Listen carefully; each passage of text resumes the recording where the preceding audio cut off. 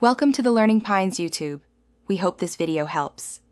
You start by powering off and unplugging the laptop. You want no power while handling internal parts. Once done, remove the battery if it's removable and ground yourself to prevent static damage. Locate the access panel using the service manual or model-specific markings, then remove the screws in a systematic order and keep them organized. Make sure to note the panel orientation and any plastic clips. This saves time when reassembling and prevents broken tabs or misaligned holes. With the panel off, you need to identify the Wi-Fi card and its connectors. You'll usually see an M2 or mini PCIe card near one or two thin antenna wires labeled main and AUX. These are crucial for radio performance.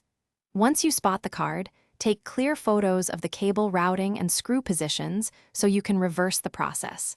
Then, carefully detach antenna connectors by lifting straight up and remove the retaining screw. This exposes the card for inspection, replacement, or reseating. After swapping or inspecting the card, reattach both antenna connectors firmly and reinstall the retaining screw.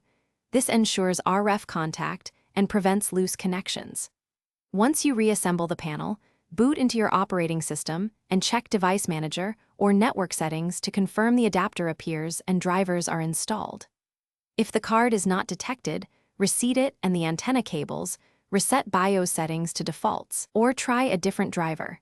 These steps often resolve detection and connectivity issues without.